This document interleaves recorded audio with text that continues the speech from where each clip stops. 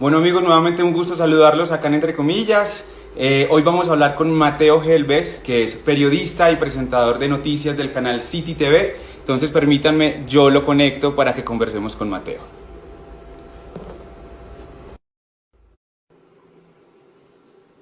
Ya en unos minutos, en unos segundos aparecerá.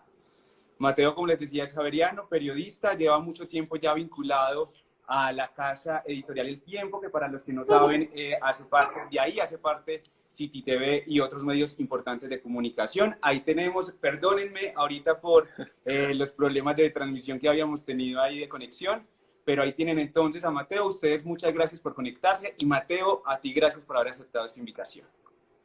No, a ti, Sebas, gracias y pues saludos a todas las personas que se conectan a este espacio. Ojalá que sea de su agrado y que sea sobre todo interesante y provechoso, ¿no? Sí, pues Mateo, ¿tú cuánto llevas ya vinculado a City TV?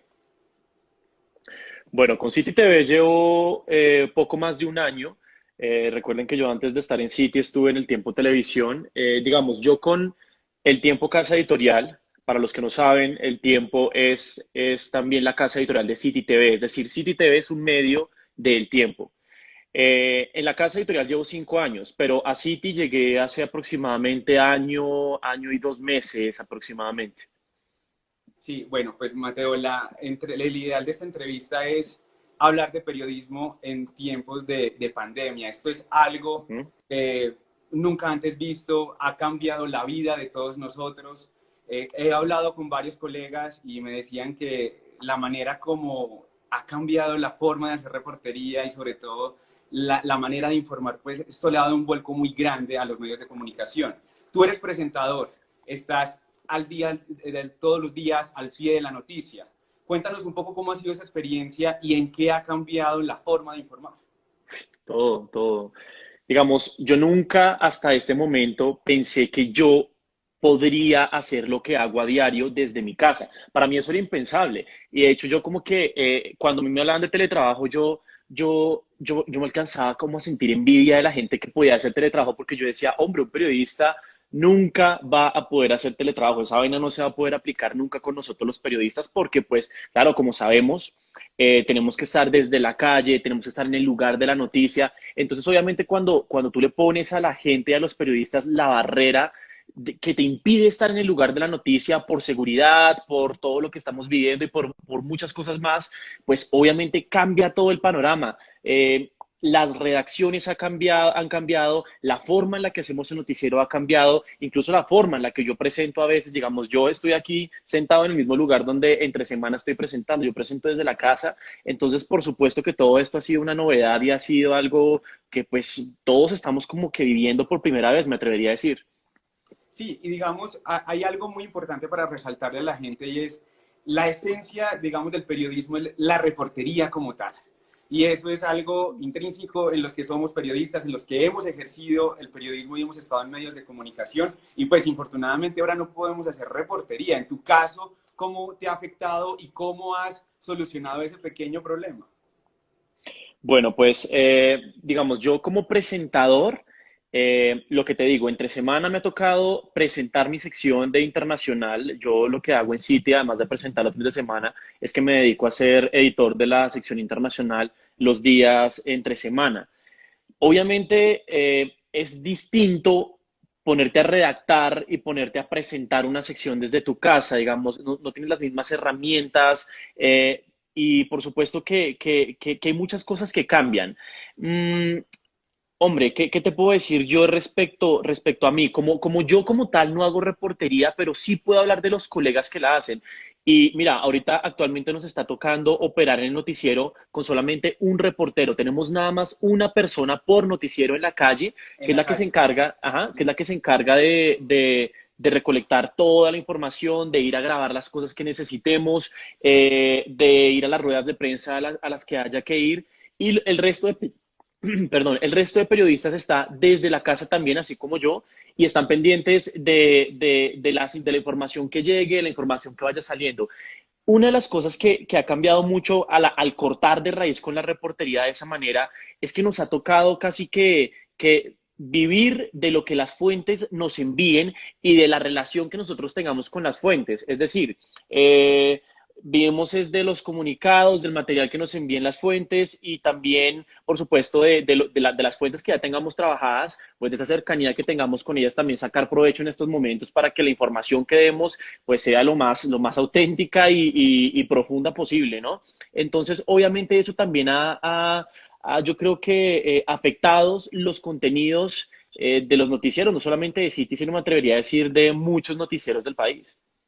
Y te quiero decir esto, yo creo que también ha afectado el sentido estricto de lo que es el periodismo, que es, si nos vamos a lo que es vigilar el poder y las instituciones del poder, pues ahora, como tú nos decías, que no Mm, puede, que tengamos que publicar el comunicado, el video que nos envía exacto. X funcionario, entonces no tenemos la oportunidad de contrapreguntar.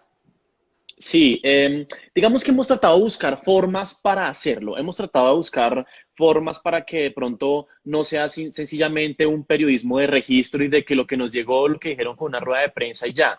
Digamos que en la medida de lo posible también hemos tratado de tener por contacto telefónico, por una videollamada, algún funcionario que se ha encargado de determinada cosa para hablar con ellos en vivo y digamos que interrogarlos. Entonces, obviamente no se puede estar presencialmente y pues obviamente el hecho de no poder estar tú presencialmente para contrapreguntar, para indagar y demás, eso afecta, pero pues hemos estado buscando las formas para hacerlo de otra manera. Digamos, profundicemos un poco cuáles han sido las formas para que la gente lo entienda y digamos los pelados que están entrando en el mundo del periodismo, que están en una carrera de comunicación social, pues entiendan cómo ha cambiado toda la pandemia esto. Bueno, pues una de las cosas que hemos hecho en City es que estamos tomando muy en cuenta todas las denuncias de la gente. La denuncia ciudadana es algo muy importante para usted lograr que X funcionario, X persona, X responsable de determinado tema le responda a usted, le dé la cara por las cosas. Cuando usted tiene la denuncia, cuando usted tiene lo que está pasando, y eso llega en estos momentos de parte de la gente, usted ya tiene de dónde agarrarse, por decirlo así, para mostrarle al funcionario, mostrarle al gobierno, mostrarle a la institución o a lo que sea, mire lo que está pasando, usted qué responde a ello. Entonces, digamos que el primer paso es la denuncia ciudadana. Al menos para City TV, una de las primeras cosas que nos motiva a ir a buscar, a ir a contrapreguntar, a ir a indagar, es lo que la gente nos cuenta de lo que les está pasando en medio de esta pandemia y las posibles injusticias que puedan vivir de una u otra manera. Entonces, bueno, eso es lo primero. Después, digamos que lo que tratamos de hacer es obviamente establecer un vínculo con el funcionario. Claro, los funcionarios también están encerrados. Ahora lo que hacen es hacer las ruedas de prensa en vivo, por streaming, como le estamos haciendo a usted y yo en estos momentos acá. Entonces, obviamente, esa imposibilidad de no estar allí en la rueda de prensa, pues también dificulta lo que estábamos diciendo, que, hombre, que podamos contrapreguntar, que podamos meterle el micrófono al funcionario y casi que, pues, forzarlo a que nos responda, porque es que a veces no hay forma, no hay otra manera si no es así Y para cuando uno no se tener la puede, respuesta que quiere. ¿Cómo hacen ustedes desde el canal? Por Entonces, ejemplo, a si eso Pepe voy. no nos respondió. Ajá. A eso voy. Entonces, digamos que, claro, como no podemos estar allí en la rueda de prensa, tratamos de hacer ese enlace en directo por una llamada, lo que te digo. Entonces, no sé, secretario, vamos a estar en vivo en directo para City, vamos a hablar de X y cosa, y pues obviamente con estas llamadas en vivo, eso es una buena herramienta para uno, pues como que simular que estuviese en una rueda de prensa. Digamos que son pocas las vías que uno tiene más allá de eso para lograr como tal una presión. Pero lo que le estaba diciendo, cuando está la presión ciudadana, cuando está la insistencia de los medios y cuando, digamos, X o Y denuncia es difundida ampliamente, eso casi que es una camisa de fuerza para que quienes tienen que responder respondan independientemente de lo que está ocurriendo en este momento. Frente a todas las noticias que han salido de la pandemia, especialmente a usted, Mateo, ¿cuál es la que más le ha impactado, sobre todo por el tema noticioso, el cuerpo de la noticia, y también la que más le ha dado dificultad en armar? Bueno, a nivel local o a nivel internacional, Cevitas. Elígelo tú, Teo, como quieras. Bueno, lo que a mí más me ha impactado desde que empezó todo este rollo del coronavirus es, mire lo que yo desde, pues yo como cubro la fuente internacional, desde de diciembre, yo ya venía viendo los cables, viendo las noticias, la información hombre, de que algo estaba pasando allá en China. Lo que en un principio alertaban las agencias es que había una gripa ahí que estaba como contagiando a algunas personas y que estaba como rara, que los médicos no sabían muy bien qué era eso. Yo durante el mes de diciembre publicaba una que otra vez sobre esta gripa eh, y sobre lo que venía pasando en China. Y llegó un punto en el que ni siquiera los jefes se interesaban, como que en verdad el tema a ellos no les vendía, me tumbaban el tema cuando yo trataba de hablar de la gripa que estaba por allá en China. Y, y para mí ha sido muy impactante, Sebas, ver cómo eso que en diciembre yo estaba cubriendo como una leve gripa que estaba contagiando a un foco de personas, logró a tener la magnitud que tenemos actualmente. Es decir, ya todos desde diciembre sabíamos qué estaba pasando. Obviamente nadie se iba a imaginar la magnitud que tuvo esta noticia, pero yo al estar día a día pendiente de lo que estaba pasando con ese virus, ver la magnitud de todo lo que ocurrió y cómo empezó a regarse por el mundo, yo decía, esto es increíble. O sea, pero también me pregunto, pues claro, es que no había forma de saber en ese momento lo que iba a ocurrir. Entonces, una de las grandes cosas que me impactó es ese seguimiento que yo le estuve haciendo a eso que empezó como unos pocos casos de gripe en China y cómo se empezó a regar. Lastimosamente, los medios no le dieron tampoco en su momento la relevancia que tenía. Y lo que te digo, incluso a mí en el canal muchas veces me tumbaron ese tema, primero porque China es muy lejano, Y, sí, bueno, y una más allá gripa, de un pueblo claro, que no es claro, en realidad un pueblo, sino que tiene una una, ciudad son allí, una provincia que de millones. pronto la gente, exacto, no conoce tanto, entonces digamos, eso fue una de las cosas que más me impactó. Y respecto a la otra pregunta, ¿cuál ha sido una de las cosas más difíciles de armar, las noticias más difíciles de armar? Mm, yo creo que sin duda me ha tocado tomar con pinzas, todo lo que tiene que ver con cifras, pero más que con cifras, el tema de las precauciones, porque es que tú sabes que cuando la epidemia apenas está empezando, pues todo el mundo como que va a ciegas, ¿no? No sabíamos mucho, la misma Organización Mundial de la Salud en el principio empezó a decir cosas que no eran, tuvo muchos desaciertos que ahorita estamos empezando a notar, pero bueno, eso es tema de otra charla. Y definitivamente para mí en un principio, como que tratar de no especular con la epidemia cuando casi nadie sabía lo que estaba pasando, era muy difícil. Entonces, que no, que esto se generó por una sopa de murciélago, no, que es que recomendaban bocas, no, que no lo utilicen. Entonces, son muchas informaciones que en determinado momento se están cruzando y tú saber con qué irte, a pesar de que incluso entre los mismos expertos hay diferencias de opinión, eso para mí ha sido un reto y todavía lo es, porque lo más importante es tú Deja, desinformar a la gente en todo esto.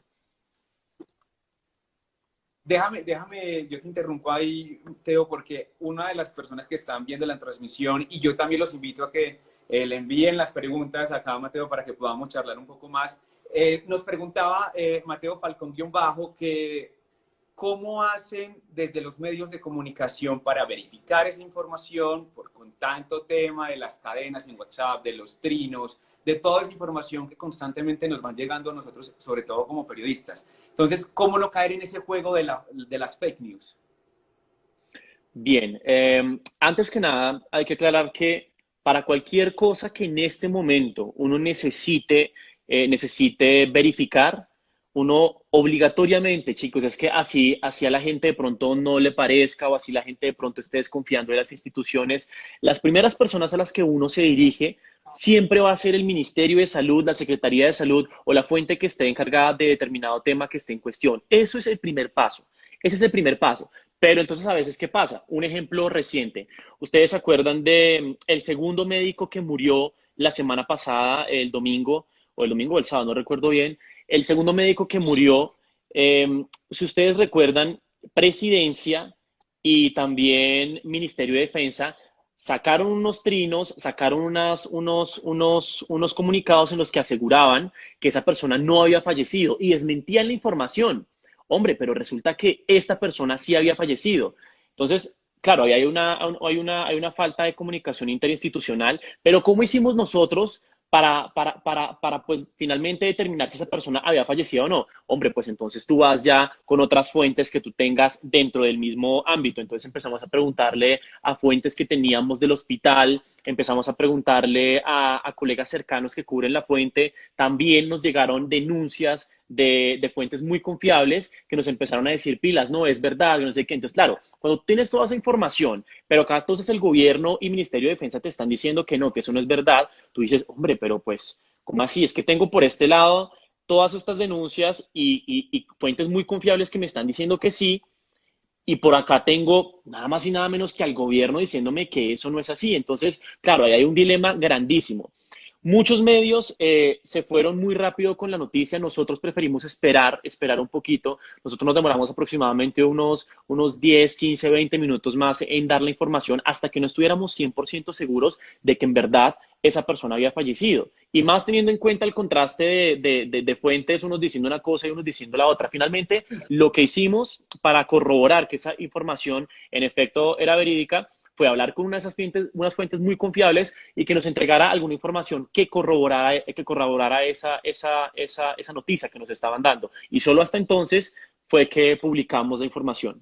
Y sobre todo porque en estos momentos en los que hay tanto en juego, hay muchos intereses y sobre todo le conviene también al gobierno guardar sus Mm. propios intereses como en cualquier gobierno normal y cualquier estado normal. Entonces creo que ese es un gran dilema del contraste de fuentes y sobre todo de cómo Ujú. confirmar la información. Digamos que también lo que ha ayudado mucho es, obviamente, las personas que trabajan en el sector salud, los trabajadores del área sanitaria también han sido muy solidarios y han cooperado mucho con nosotros los medios, entonces han estado constantemente informándonos de cada cosa que ven. Obviamente hay cosas que están un poco sobredimensionadas, pero bueno, finalmente el trabajo de nosotros es filtrar toda esa información que nos llega, mirar por dónde consultamos si es verdadero o no para finalmente publicarla. Claro, el gobierno es como la primera instancia a la que tú vas, pero no siempre, por el caso que acabo de mencionar, no siempre va a ser una fuente totalmente confiable y siempre hay que hacer una contrastación, porque hay veces, hay cosas que ni siquiera el gobierno está enterado y ya están ocurriendo en el lugar donde se producen. Entonces, pues Y los digamos coge que uno fuera de base. exactamente, entonces pues digamos que por ese lado la denuncia y la contrastación con las fuentes que nosotros tenemos en el área sanitaria en estos momentos ha sido vital para poder dar información clara, para no quedarnos únicamente también con lo que dice el gobierno, sino para también tener esa posibilidad de contrastar, porque es que yo no puedo ir hasta un hospital, hombre, a mirar si esto es verdad o no, o qué me dicen. Claro, también está esa imposibilidad de yo estar físicamente en el lugar donde ocurren los hechos, aparte porque pues no vamos a enviar un periodista a donde nos dicen que de pronto ocurrió X o Y cosa de COVID, porque pues también es un riesgo para el reportero. Entonces son muchas cosas combinadas, pero pues esas cosas que te menciono son las que han facilitado que las denuncias puedan hacerse, que todavía haya un trabajo periodístico de contraste y bueno, digamos que eso es como los factores que son determinantes en ese aspecto. Vámonos a la parte emocional, Teo. Ahorita alguien nos pedía que habláramos de eso, de ese tema Ujú. que además es muy importante y que, digamos, a veces piensan que nosotros como periodistas no tenemos esa parte.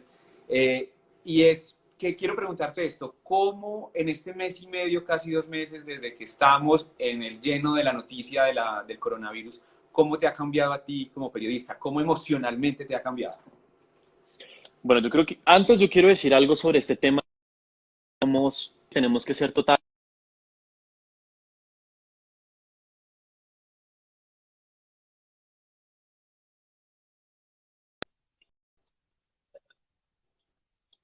que eso es un largo debate que ha habido que hemos tenido durante mucho tiempo en el periodismo y lo que muchas veces le recomiendan a uno es que uno guarde distancia de los hechos, de las fuentes. Hombre, yo sinceramente soy de los que cree que antes que periodistas somos seres humanos. Eso antes que Claro. nada. Y cuando una persona no logra transmitir también esa emoción de las cosas que pasan, claro, sin irse a extremos, hombre, uno tampoco puede irse a los extremos del sentimentalismo y demás, pero yo creo que uno sí tiene que sentir empatía, uno sí tiene que transmitir empatía porque finalmente las noticias no son solamente noticias, las noticias tienen que provocar algo en las personas, porque todos somos humanos. Entonces, yo creo que ya es hora de quitar un poco ese estigma de que el periodista es una piedra que está sencillamente ahí narrando un hecho y que no tiene que sentir absolutamente nada. Siempre va a haber sensaciones, obviamente tenemos que saber controlarlas, pero definitivamente yo creo que eso es algo que hay que tumbar. El periodista tiene que sentir lo que las personas lo que las personas que está entrevistando sienten. Obviamente no a los extremos, Y eso pero hace sí es rica la necesaria esa información empatía. además. Claro, es que eso es la comunicación. Si yo no comunico también esas cosas que están involucradas en la noticia, más allá de lo que podemos ver, sino lo que te genera, es que, hombre, tú cuando escribes nada más, tú estás tratando de generar algo en la persona que te lee. Lo mismo cuando tú estás presentando, lo mismo cuando tú estás en radio. Tú intentas de una u otra manera que las personas también sientan esas cosas. Entonces, claramente, la emoción no es un problema. Irse a los extremos y sucumbir ante la emoción sí es un problema. Pero bueno, eso es lo que quiero dejar claro por ese lado. Entonces, siguiendo con eso que te decía, pues la verdad es que yo sí me he tocado emocionalmente con muchas cosas que han venido pasando. Digamos, el día en que se murió el primer médico, nuestra reportera estuvo en el momento en el que pues, la carroza fúnebre iba entrando al lugar donde lo cremaron. Ella se Una acercó a hablar imagen con el además supremamente hermano. impactante, impactante esa No, imagen. pues claro, imagínate. Y eso que yo no era el que estaba en el lugar de la noticia, yo estaba desde el set viendo lo que estaba pasando. Entonces, la periodista entrevista al hermano, el hermano pues accede a hablar con nosotros y empieza a contarnos todo esto que siente, obviamente, pues pidiéndole a la gente que se cuide, dio un discurso muy emotivo. Obviamente, pues todos en el set estábamos muy dolidos. E incluso cuando ella me devolvió el paso a mí, cuando la cámara me poncha, me acuerdo mucho que una de mis jefes me escribe por WhatsApp y me dice, estás muy afectado, se te ve en la cara. Yo no era consciente de eso en ese momento, o sea, fue algo casi que natural, porque yo estaba viendo lo que estaba pasando y pues esas son cosas que uno de pronto a veces no puede ocultar tan fácil y sin duda alguna, si uno ve la Y es lo repetición de ese bonito de la noticiero, noticia, es lo bonito de estar sí, informando pues sí, en el vivo, al instante. sí, pues no sé si bonito porque igual fue algo muy triste, pero yo creo que sí es necesario uno Me también refiero tener a lo esa bonito en el empatía. sentido, en el sentido humano, en el sentido humano, obviamente no de la noticia, porque la noticia es fatal, como te decía y les decía a las Mm. personas que nos están viendo, sino en el sentido humano y estricto de que uno también se conecta con ese dolor, uno no es esa pantalla muda que muchas personas piensan. Claro, y lo que te digo, pues digamos, hombre, es que también está uno muy mal visto que de pronto la periodista me vuelve y me dé el paso a mí. Yo, listo, Stephanie, gracias por este reporte, continuamos con más noticias. Hombre, ¿cómo así? Tú también eres ser humano, tú estás metido en esto, tú también tienes que expresar eso que estás transmitiendo. O sea, si es una noticia que da indignación en la ciudadanía, pues tú no te lo puedes tomar como una burla y tampoco te lo puedes tomar como si fuese un paseo. Y así con todo, cada noticia tiene su intención y su emoción. Entonces, pues digamos que, claro, Sebas, yo me he visto tocado con todo esto y sobre todo trabajar en los primeros días había un ambiente tenso en la redacción cuando todavía no hemos tomado las medidas para, para pues enviar a los periodistas a sus casas, digamos, en los primeros días del COVID aquí en Colombia. Y A había como, propósito, como cuéntanos eso, ¿cómo cierto, se desarrolló eso dentro del canal? ¿Cómo fueron esas medidas? ¿Cómo empezaron a decir los jefes, bueno, esto ya está cogiendo cuerpo, pues, hagamos algo, ustedes se van para la casa, otros informan, ¿cómo fue eso? pues lo primero fue que ya digamos que estábamos empezando a sentir un ambiente como tenso porque había rumores de que ya habían colegas que se habían contagiado y pues claro, o sea, uno tiene que entender que la labor del periodista en este contexto es una profesión de riesgo. Porque claramente nosotros tenemos contacto con el equipo sanitario, tenemos contacto con las personas que están llegando de los aeropuertos, tenemos contacto con los mismos funcionarios del gobierno, que hubo personas contagiadas. Entonces, pues digamos que Cuando empezamos a caer en cuenta de eso como periodistas, de que cualquier colega de pronto ya podía estar contagiado, de que nos llegaban noticias uy, imagínense que en tal medio hay un colega que parece que está contagiado, que están tomando medidas, ahí es cuando, pues, como gremio empezamos a decir, uy, esto también nos toca a nosotros. Y ahí es cuando las empresas también empiezan a tomar medidas para ver, hombre, cómo empezamos a hacer periodismo desde la casa. Lo primero fue mirar cómo hacer para reducir al máximo el número de periodistas que están trabajando en una emisión. Entonces, si antes teníamos un equipo de, voy a decir una cifra que me estoy inventando, 15 periodistas para hacer un noticiero, ahora nos vamos solamente con 7 o con 6 periodistas y nada más uno nada más que esté en la calle. El resto van a estar con sus Imagínate eso para equipos un desde noticiero, sus un solo casas. reportero. Claro, al principio los nervios que nos daba eran muchos porque nosotros decíamos, ¿será que desde la casa, será que entre 6 gatos vamos a poder hacer todo el noticiero que hacemos, de la calidad que hacemos y desde la casa además? Porque es que desde la casa te pueden pasar cualquier cantidad de cosas, que se te caiga el sistema, que de pronto no te entre el sistema que utilizamos para redactar las noticias, que se caiga la comunicación cuando estás al aire, pueden pasar, o sea, el set le da a uno tranquilidad porque las cosas que pasan en el set se pueden arreglar ahí mismo en el set, están los técnicos, está todo el mundo, pero cuando tú estás solo en la casa respondiendo por todo lo tuyo, pues el panorama es distinto. Entonces, claro, eso a todos nos aterraba, a todos nos daba miedo. Digamos, a mí me daba más miedo ponerme a presentar aquí desde la casa que hacerlo desde el set. Entonces, sí, claramente fue un reto y fue todo un proceso, pero lo bueno fue que desde los primeros intentos nos fue muy bien y ya ahí poco a poco fuimos puliendo esas cositas que había que pulir y bueno, ya ahorita estamos creo que andando sobre la marcha y hasta el momento no ha habido así como algo muy fuerte de consideración o que hayamos dicho, uy, no, esto fue la embarrada que hicimos. No, hasta el momento creo que hemos sobrevivido bien. Entremos ya a otro mundo y es el tema de los medios de comunicación como empresa. Ahorita alguien nos hizo una pregunta muy interesante y es, ¿hasta qué punto ves tú que estos medios de comunicación que antes eran, los propietarios eran periodistas, de familia, de periodistas o políticos, ahora hagan parte de un conglomerado económico, como pasa con el tiempo, como pasa obviamente con City TV, como pasa desde el año pasado con Revista Semana y Publicaciones Semana? ¿Qué opinas tú? Bueno, pues obviamente es innegable y todos sabemos que los principales medios de este país, todos son actualmente propiedad de un alto empresario a nivel nacional. Esto es un modelo que no solamente ocurre en Colombia, sino que también ocurre en otros países del mundo. Mm, yo te voy a hablar desde lo que yo he vivido. Yo en estos 5 años que llevo en el tiempo, nunca, afortunadamente, yo puedo decir que a mí nunca o me han intentado censurar o me han dicho pilas con lo que dice o me han dicho pilas con esto o con lo otro, a pesar de que mi medio hace parte pues de unas personas más poderosas de este país. Entonces digamos que al menos El yo hombre más por el rico de lado Colombia. mío, al menos, sí.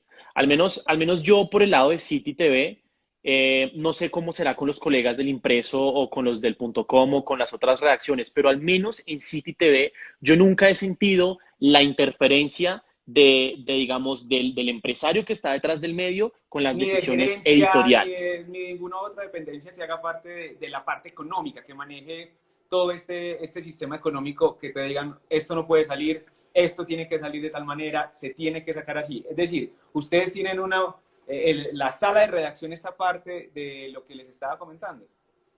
Sí, digamos que nosotros operamos, claro, nosotros tenemos igual y tenemos igual, hay conexión con las otras áreas de la casa editorial. Digamos, City, pues maneja cierta cercanía con los del punto com, con los de eso, pero digamos que cada área toma sus decisiones. Hay algo, y es que de pronto uno no se entera de lo que pueda ocurrir a escala de los jefes, de las cabezas de todo lo que hay detrás de la casa editorial. De pronto de esas cosas uno no se entera, pero lo que te digo, yo en mi trabajo, en las cosas que he decidido publicar, en lo que digo en mis cuentas y mis redes sociales, porque yo soy una persona muy crítica en mis redes, nunca he tenido ningún problema, nunca me han llamado, nada. Siempre han respetado mis posiciones, siempre han respetado mis comentarios, mis críticas.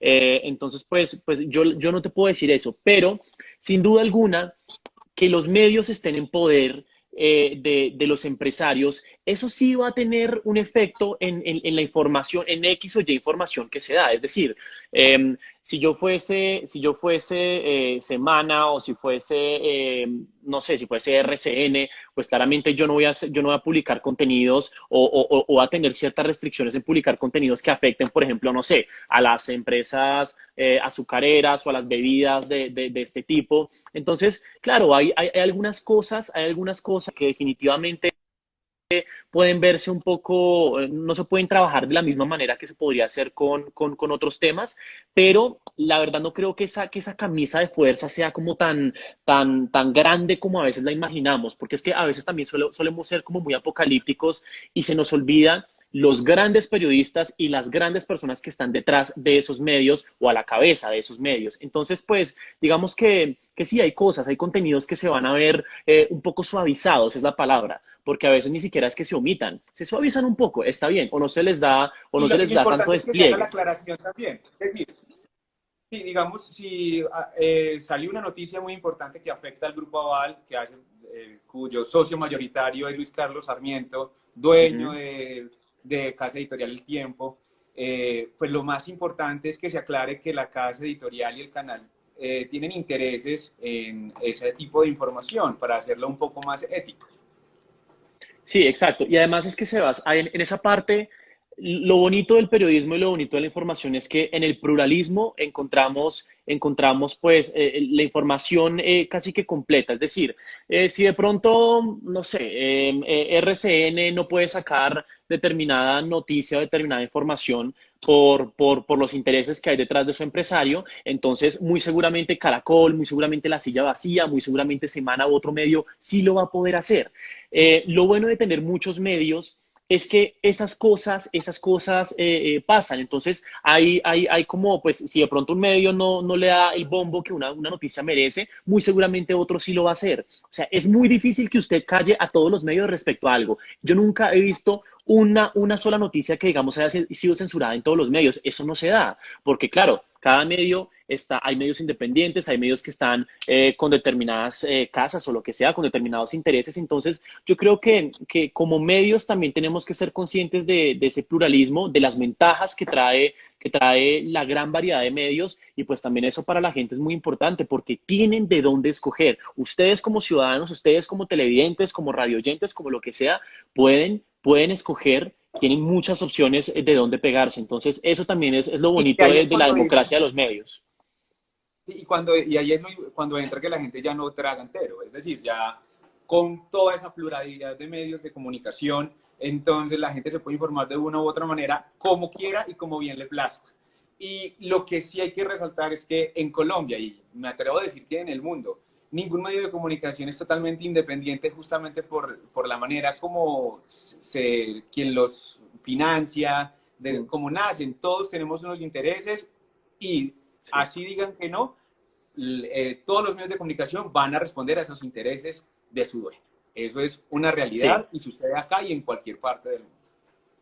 sí, lo importante es lo que te digo, o sea, lo importante es uno tener claro que hay muchos medios, hay muchas opciones de dónde pegarse y que, bueno, definitivamente lo que tú dices es verdad, que la gente ya no traga entero. Entonces, lo bonito de las redes y de todo este tema es que cuando tú como periodista o como medio estás tratando de ocultarle algo a la gente o no le das la difusión que merecería, la gente de una vez se las huele.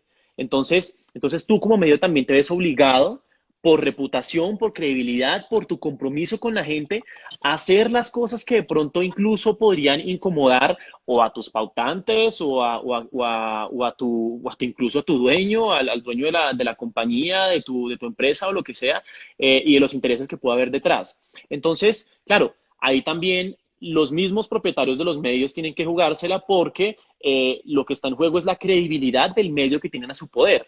Entonces, obviamente, son muchas cosas en la balanza, pero sin duda alguna, los medios saben que tampoco pueden ponerse pues en el plan de engañar a la gente o de tratar de ocultar algo, de tapar algo, porque la gente muy seguramente se va a dar cuenta de eso. Entonces, pues digamos que eso también es un punto que hay que tener muy en cuenta.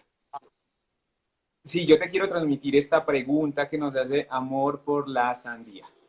Así es su, su nickname. Y ella nos dice que si esto puede afectar, entiendo yo que es la crisis de los medios en este momento, y a eso quiero entrar contigo para ir terminando.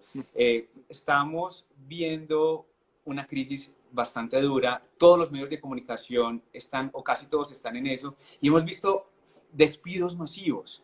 El Tiempo los tuvo el año pasado, cerraron un canal, cerraron varios programas, han recortado personal, Semana, El Espectador, todos están así. ¿Crees que esto puede afectar el rumbo del periodismo como tal y el del periodismo bonito, el que tú ejerces y el que nos enseñaron para ejercer? Bueno, yo creo que la calidad del periodismo sigue siendo muy buena. La verdad es que yo he conocido muchos colegas, tanto de las nuevas generaciones del periodismo como de las antiguas, y yo doy fe de talento, tanta gente de verdad hacer bien con gente con tantas ganas de hacer bien su trabajo, de darlo todo, de estar al servicio de las personas. O sea, este país no lo está. Que de pronto muchos de los que tienen voces y son los más reconocidos pues tengan sus cosas, pero definitivamente yo creo que la mayoría de periodistas que están tras bambalinas son periodistas de una ética y de un profesionalismo increíble. Bajo esa premisa, yo creo que al menos la calidad no se va a ver afectada. ¿Qué es lo que pasa? Sí, en efecto, estamos pasando por una crisis. No hemos sabido cómo hacer para monetizar toda la parte digital, no hemos sabido cómo migrar de lo que veníamos acostumbrados a las nuevas plataformas, no hemos sabido cómo hacer para que la gente joven, ya sea desde redes o desde YouTube, desde donde sea, desde sus celulares, nos empiecen a ver y se sientan interesados por la información más allá de un trino en Twitter o más allá de una publicación que les apareció de la nada en su feed de Facebook. Eso ha sido un reto que no solamente aquí en Colombia no hemos sabido asumir, eso ha sido un reto que ni siquiera en Estados Unidos todavía lo tienen muy bien claro. Esto es un tema a nivel El New York global. Times tuvo un recorte grande hace unos días, por ejemplo. Ujú. Entonces, a ver, para que la gente nos entienda qué es lo que está pasando en las empresas de periodismo. Eh, las empresas de periodismo, los medios, los grandes medios que conocemos, casi todos están operando a pérdidas, señores. Casi todos los medios están operando a pérdidas. Es decir, que lo que nos hacemos en un mes o en un año es mucho menos de lo que nosotros invertimos en mantener al medio vivo. Entonces, ¿qué es lo que están haciendo los grandes empresarios de los que hablábamos hace un tiempo, Sebas? Ellos lo que están tomando es la decisión de mantener a esos canales operando, pero con el menor nivel de pérdidas posible. Entonces, de ahí se dan los despidos, de ahí se dan los cambios, de ahí se da la reducción en las salas de redacción, la reducción en los salarios y todas estas cosas que vienen pasando. Entonces, pues claro, no van a dejar morir los medios, pero esos medios van a empezar a trabajar a menor ritmo porque no hay recursos para mantenerlos. Entonces, Pero ¿no los crees que se pautantes se afecta nos la están. calidad si trabajan a menor ritmo? Eso depende de los periodistas que tengas en tu planta. Eso depende. Claro, no es lo mismo trabajar a 8 manos que trabajar a 4. Obviamente siempre va a verse afectado. Y la verdad es que con todos estos recortes que tú mencionas, pues nos las hemos arreglado para pues igual seguir dándole a la gente los contenidos de calidad que merecen y demás. Yo creo que es necesario decir pues todos tenemos un poco de culpa en lo que está pasando. Eh, de pronto también nosotros los periodistas, porque de pronto hemos minado la confianza en las personas, eso por ese lado. La gente también, porque la gente dejó de vernos, la gente dejó de apoyarnos, la gente ya no está prendiendo sus televisores, la gente ya no está encendiendo la radio, la gente casi que ni siquiera por redes se está informando. Y los que lo hacen por redes están empezando a hacer uno que otro, pero las redes no nos están dando plata. Entonces, hay muchos factores que se están mezclando y que están siendo definitivamente una bomba que está minando lo que conocemos como los medios tradicionales. Entonces, todos tenemos un poco de culpa en lo que está pasando con el periodismo. Se me hizo muy bonito lo que pasó hace poco con Noticias Uno, cuando todo lo que ocurrió de que pues cerraron el espacio de Uno, que la gente se metió la mano al bolsillo para Lo de la ayudarlos porque matica. creen en ese proyecto. Eso, para mí eso es el mejor modelo de periodismo. No sé si sea sostenible o no, porque yo no sé después de esta donación qué esté pasando con Noticias Unos y si definitivamente les está llegando la audiencia que necesitan y si esos recursos que les entregaron, cuánto tiempo les va a durar y en cuánto tiempo se va a gastar y si ya están otra vez cortos, digamos, esas son muchas dudas que uno tiene, ¿no? Pero en los países en donde existen los medios más transparentes e independientes, son esos países que tienen un modelo en el que la misma gente de sus recursos, de sus impuestos, es la que pone la plata para los medios. Entonces, Y uno, nosotros ahí como es cuando el personas, medio se le debe a la ciudadanía.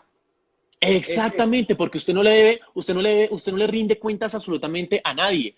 El gobierno no es el que le está dando plata a usted, entonces no tiene nada que ver con el gobierno. Los pautantes tampoco le están dando plata a usted, entonces no tiene que rendirle cuentas a nadie. Si yo quiero rajar de Nike, entonces puedo hacerlo tranquilamente porque Nike yo no estoy viviendo de la plata que a mí Nike me da. Y digamos que regido por un empresario o por una gran cabeza, porque pues no. Entonces, claro, cuando la misma gente se saca de su bolsillo, o sea, eso está incluido dentro de los impuestos. Entonces a la gente le sacan unos impuestos para que el medio se recupere, el medio tiene total autonomía en sus contenidos y demás. La gente, digamos que es un poco la que hace la rendición de cuentas con el medio. Y bueno, digamos que ese modelo me parece muy democrático, me parece muy bueno, porque pues garantiza lo que estamos diciendo, o sea, garantizamos que nos debamos es a esa gente que está poniendo la plata, que es la ciudadanía. Nosotros no tenemos que comerle cuento a ningún otro porque la plata sale directamente del bolsillo de la gente. Eso se me hace muy Ojalá eso bonito, lo entendieran las pero personas que nos están viendo en este momento. sí, pero Sebas, es que Eso es el ideal eso de es todo muy, esto. claro, es que nosotros estamos hablando de países del primer modelo, se aplican en países del primer mundo. Eh, Esto lastimosamente es un modelo muy difícil de aplicar aquí en Colombia porque pues hombre, estamos en un país en vía de desarrollo, mucha gente no tiene los recursos, ya nos tienen desangrados con impuestos y con cualquier cantidad de cosas, entonces pues más encima ir a pedirle a la gente plata para que mantenga los medios vivos y medios en los que ni siquiera confía, pues hombre, esto tampoco va para ningún lado. Venga, Teo, siguiendo como con este tema de los recortes y de toda esta crisis de los medios, con la mano en el corazón. Una pregunta con la mano, para que me la responda con la mano en el corazón. A ver. El año pasado se dio un recorte muy grande en el tiempo, como ya les había informado. En la redacción, ¿ustedes cómo manejan ese sentimiento cuando dicen, es que no se cerraron este noticiero que hacía parte de la casa y recortaron tantas personas del impreso? ¿No viven como con esa sombra, como con esa zozobra de que en algún momento los puede tocar a ustedes? Pues Con la mano en el corazón, no políticamente correcto, porque si no, no... no, claro, o sea, por Dios, es que el mismo día en el que cerraron el Tiempo Televisión, yo me mostré en mis redes supremamente afectado. Digamos que obviamente muchos lloramos, o sea, yo me tuve que despedir de 130 personas que trabajaban conmigo, que yo veía a diario, solamente nos salvamos tres, solamente tres personas de esas 150 que hacíamos parte de ese proyecto nos salvamos. Eh, y sabíamos, era algo que ya esperábamos, porque pues había señales de que la cosa estaba muriendo, de que definitivamente los recursos no se estaban presentando. Entonces digamos que uno ya las cosas se las espera, no es como que todo sea una bomba y cayó y ya, y ahí no, nos cogió por sorpresa, no. No, uno sabe y uno se da cuenta dentro de las reacciones cuando esas cosas van a pasar o cuando están a punto de pasar incluso.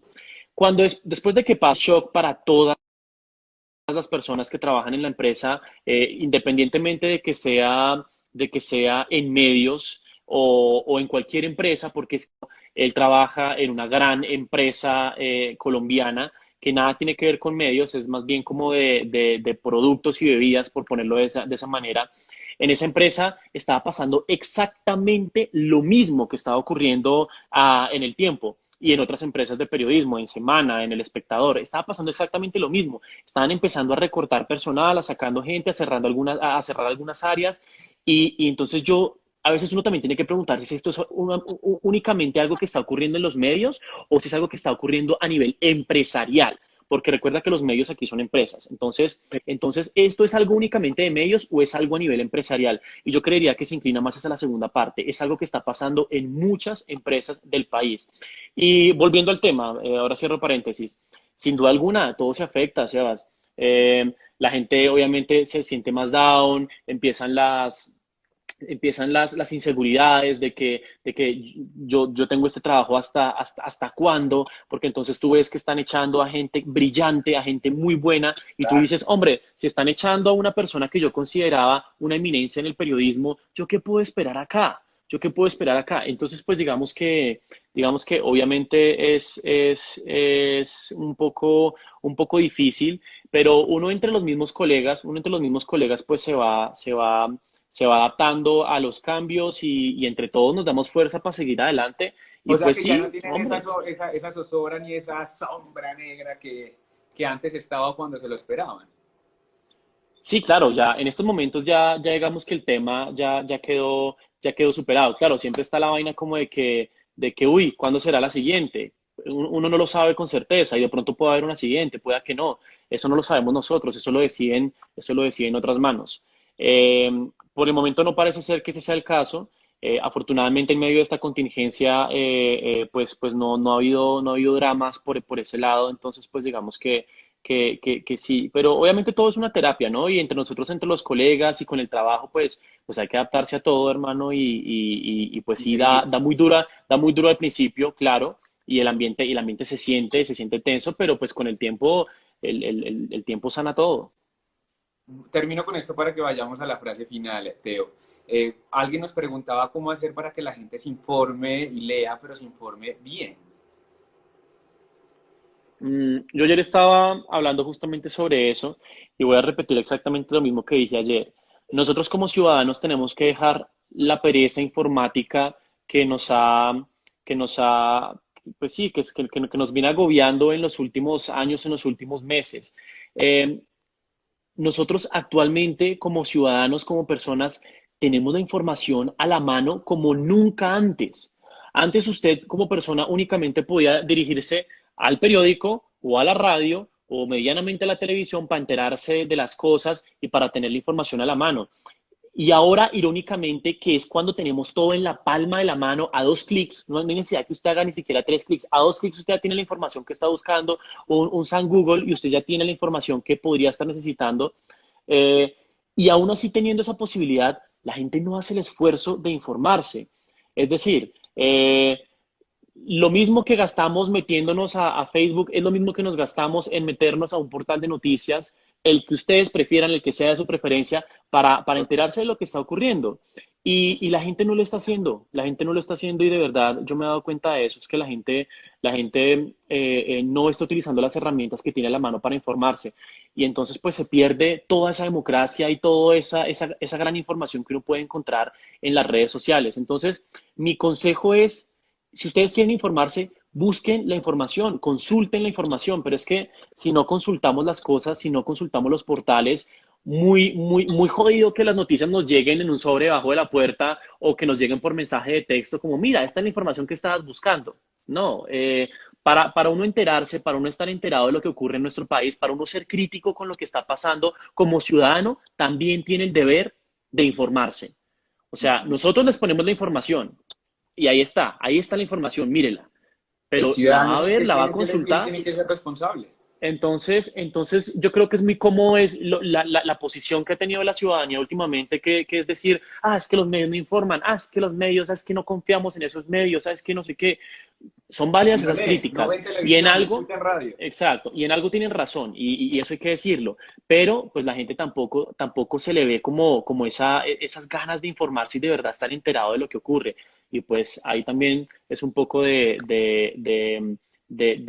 parte y parte que hay que poner un compromiso para pues superar estos baches de información y todo lo que venimos presenciando a nivel social e informativo.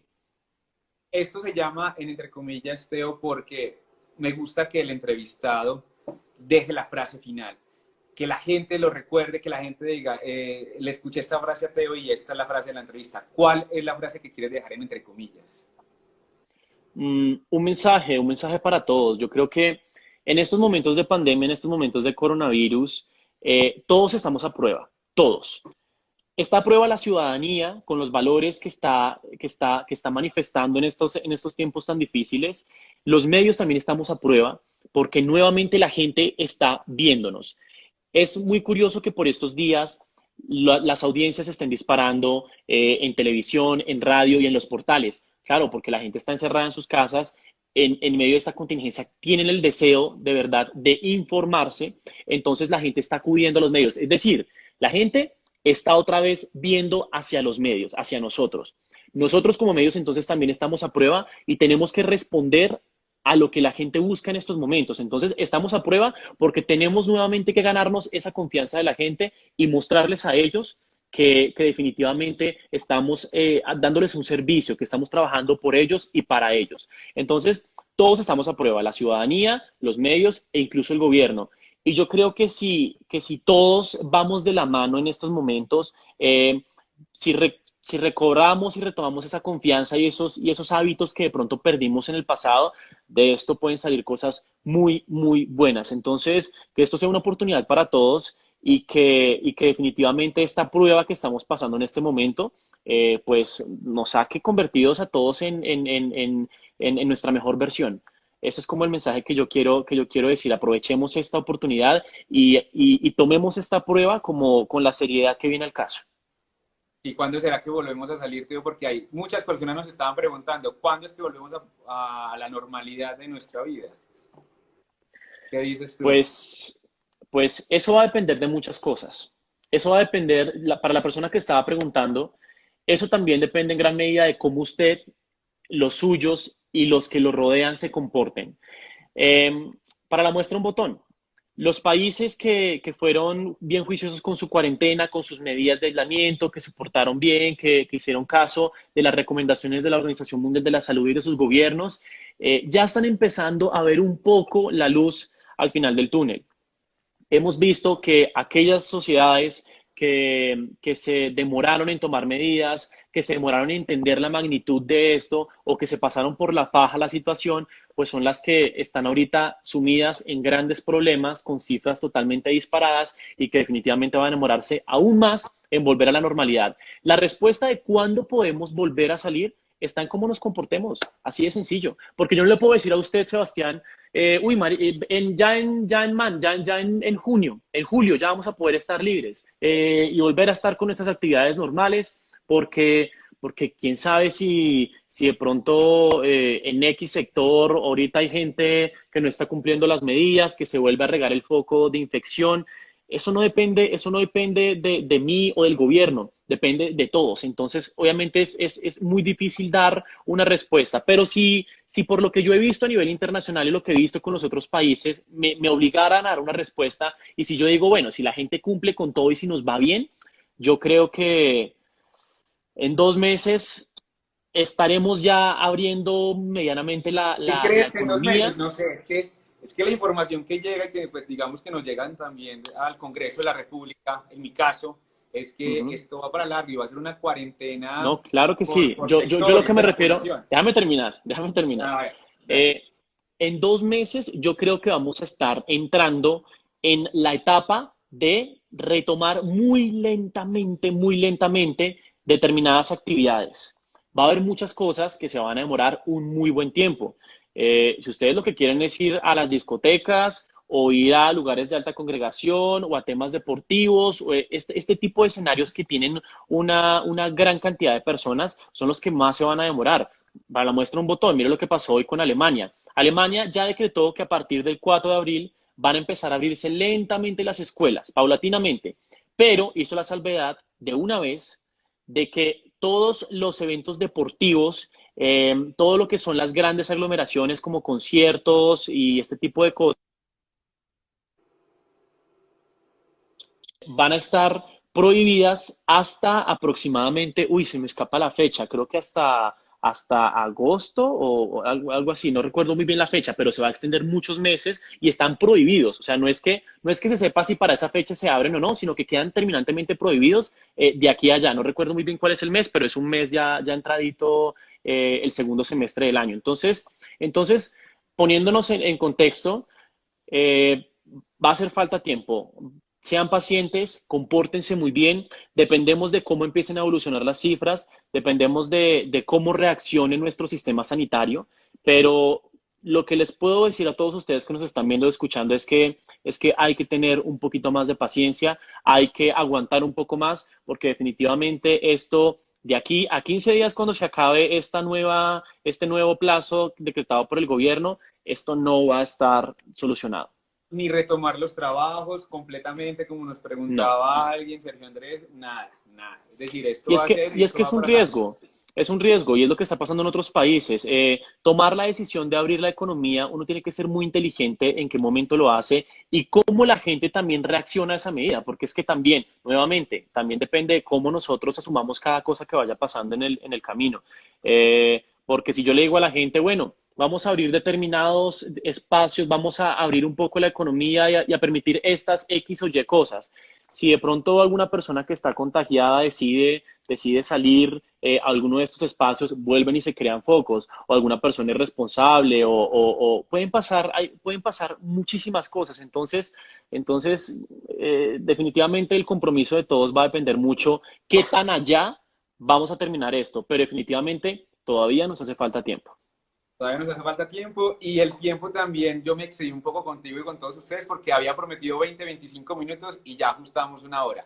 Así que Uy, Teo, muchas, muchas gracias por esta conversación. Se nos fue rapidísimo y bueno, quedan muchas preguntas, pero bueno, ahí tienen los perfiles, el tuyo, el mío, para que las sigan haciendo y espero que en una próxima oportunidad, Teo, nos volvamos a ver acá en Entre Comillas. claro que sí, a todos los que nos acompañaron, gracias por estar acá. Y cualquier cosa que necesiten, cualquier duda o algo, no pude estar muy pendiente de las cosas que estaban diciendo, pero lo que necesiten, las dudas que tengan, las denuncias que quieran hacer, nosotros siempre estamos muy abiertos a todas esas cosas y siempre los estoy leyendo. Entonces ya saben, solamente es que escriban un mensaje y yo estoy ahí. Así es. Teo, muchas gracias nuevamente. A ustedes, gracias por conectarse y hasta un próximo capítulo de Entre Comillas. Hasta luego a todos. Chao. Chao.